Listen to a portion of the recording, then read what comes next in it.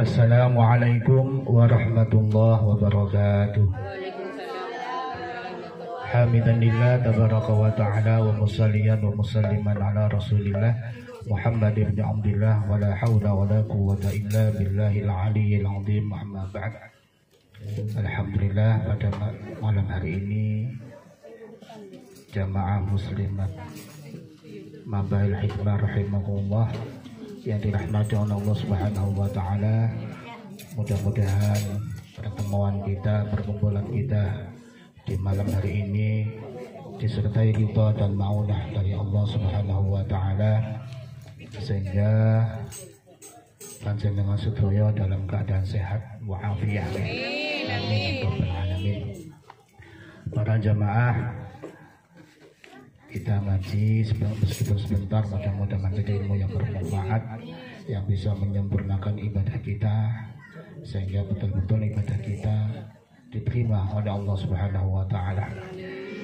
Bismillahirrahmanirrahim. Qala al-musannifu rahimahullah wa nafa'ana wa bi'ulumi dharain amin amin rabbal alamin. Wa 'anin nabiy sallallahu alaihi wasallam, diriwayatkan dari Nabi sallallahu alaihi wasallam, annahu, sesungguhnya Nabi qala itu bersabda. Siapa Nabi? Isi sabdanya, al-mahabbatu, adapun cinta, asasul ma'rifati, itu pondasi ma'rifat, pondasi mengenal Allah Subhanahu wa taala. Artinya kalau kita betul-betul cinta, betul-betul ma'rifat mengenal Allah, maka syaratnya yang pertama harus cinta kepada Allah. Napa cinta kepada Allah? Disebutkan di sini, wahya an ta'budahu, yaitu beribadah menyembah Allah Subhanahu wa taala. Panjenengan ibadah kepada Allah Subhanahu wa taala, ngaji, salat, puasa, itu kan ibadah. Niku tandanya panjenengan cinta kepada Allah Subhanahu wa taala. Kalau ada orang mengatakan saya cinta Allah tapi gak gelem ibadah, gak gelem ngaji, nonsen, bohong. Seharusnya kalau kita mengaku cinta kepada Allah, seharusnya kita anta abudahu, beribadah kepada Allah Subhanahu wa taala. Jadi panjenengan ngaji ngoten niki, sholawatan niki bukti kalau kita cinta kepada Allah Subhanahu wa taala. Dan cinta kepada Allah Subhanahu wa taala itu disebutkan di sini asasul ma'rifati, yaitu pondasi ma'rifat, pondasi kita kenal kepada Allah Subhanahu wa taala. Tandanya kalau kita kenal kepada Allah gini ku mahabbah, cinta kepada Allah. Tandanya cinta kepada Allah gini ku ibadah kepada Allah Subhanahu wa ta'ala. Fa inna lisufiyati, maka sesungguhnya itu bagi ulama sufi, salatsa maratibin, adapun tiga tingkatan, tahapan. Menurut ulama sufi, untuk bisa mengenal Allah niku ada tiga tingkatan, tahapan.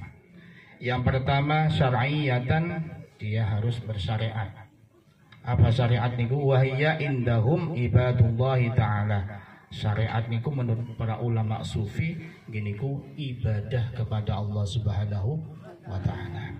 Jadi kalau panjenengan mengatakan mengenal Allah, cinta Allah, maka harus beribadah kepada Allah Subhanahu wa taala.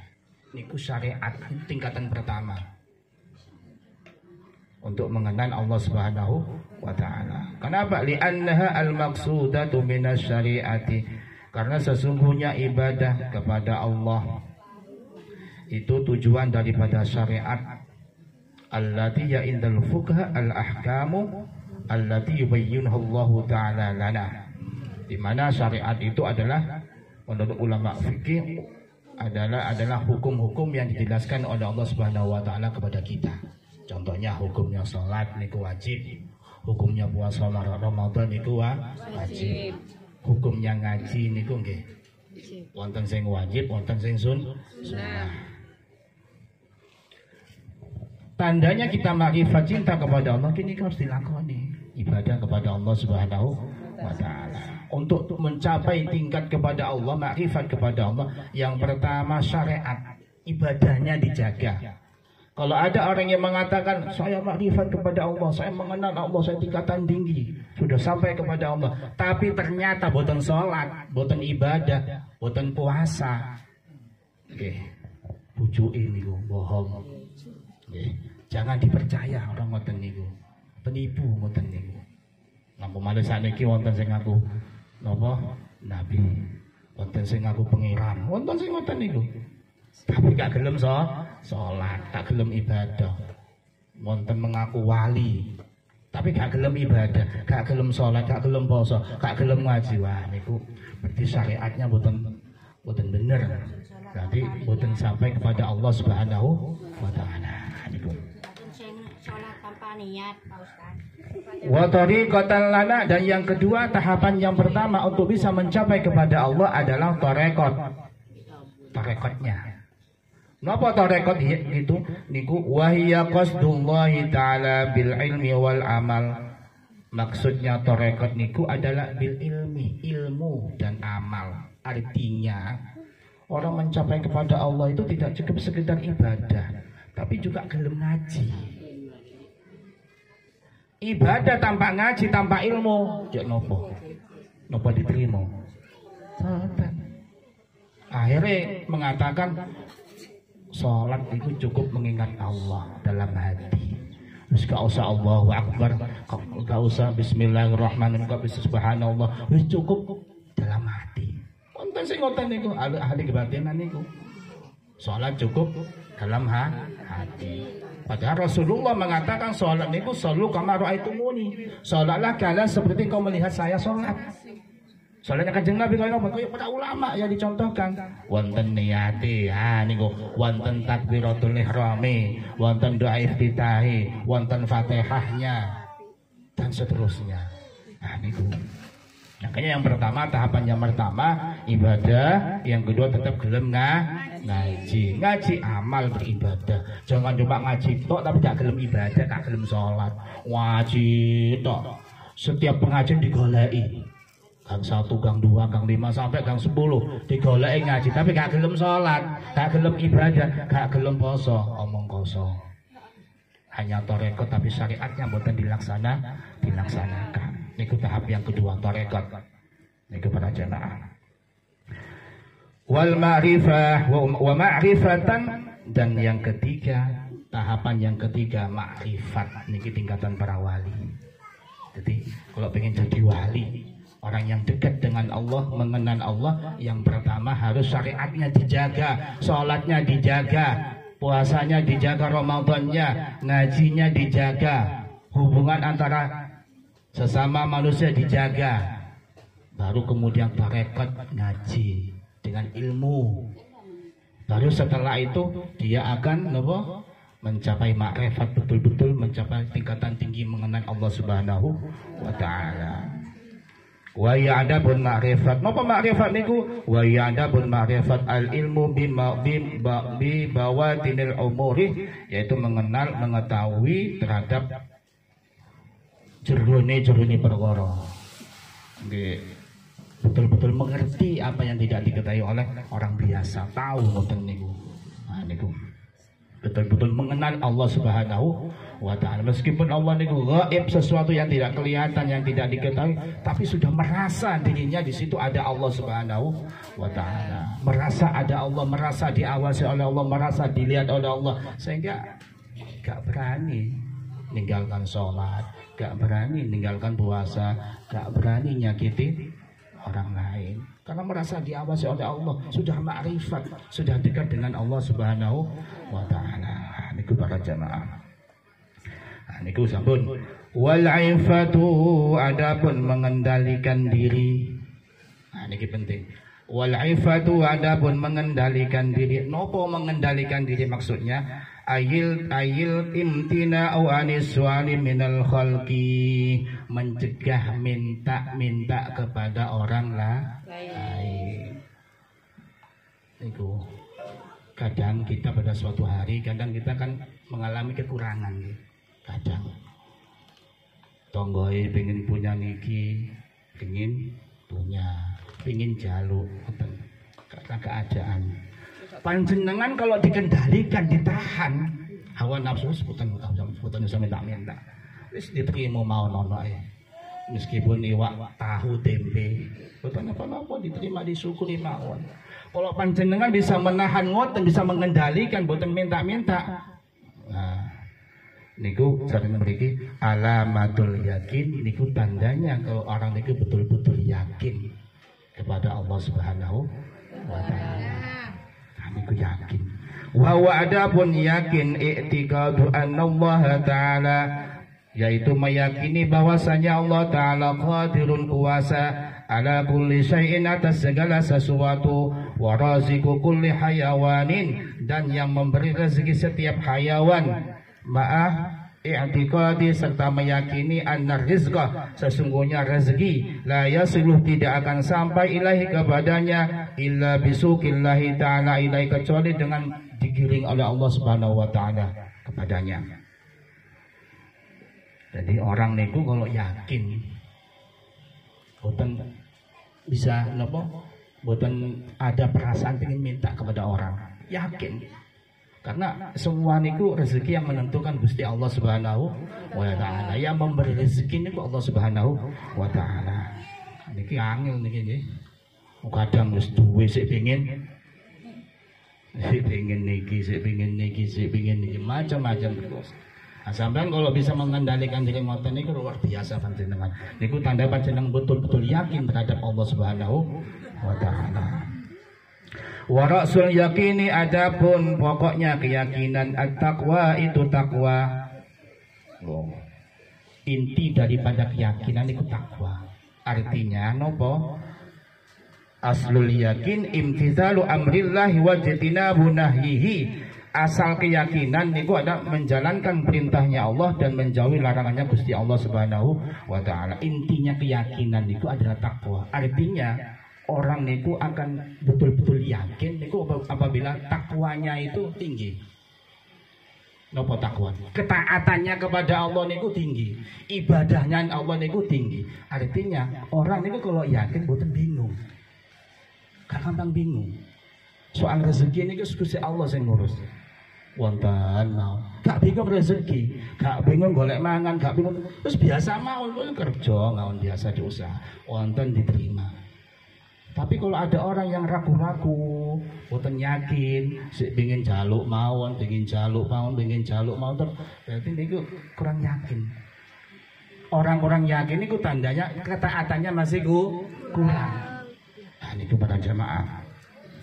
Aniku warida dan ridha bitakdirillah dengan takdirnya Allah Subhanahu wa taala. Wa huwa adapun ridha dengan takdirnya Allah Subhanahu wa taala sururul qalbi yaitu bungane hati bima qaddarallahu taala dengan apa yang telah ditentukan oleh Allah kepadanya minal murri rasa pahit wal hulwi dan manis. Wa bima dengan sesuatu qada yang telah ditetapkan oleh Allah. Sing jenenge ridha terhadap takdirnya Allah bungane hati. Hati niku bunga. Meskipun iwak tahu tempe bunga seneng karena sudah ketentuan dari Allah. Pahit manis diterima mawon jeneng yakin ngoten niku. Nah niku kalau panjenengan yakin tandai panjenengan itu luar biasa karena kebahagiaan para jamaah niku tidak bisa diukur dengan banyaknya materi uang. Meskipun dia banyak uangnya, banyak materinya, ternyata masih bingung hatinya. Betul betul ngerti? Bingung. Dibayar cicilan bank, macam-macam, dikejar ngoten macam-macam. Itu tandanya bahagianya hati itu bukan menjadi ukurannya bukan di materi, uang. Wonten sing mboten duwe napa-napa, hanya mangan tahu tempe. Rumah tempat tinggal kos tapi bahagia senang wonten niku saged ngaji saged ibadah kadang wong sugih niku saged ibadah isunya panas mau tukaran mau di masalah anak di masalah cicilan di masalah macam-macam itu tandanya ukuran bahagia bukan materi tetapi ukuran bahagia sejauh mana kita ridha dengan takdirnya Allah Subhanahu wa taala.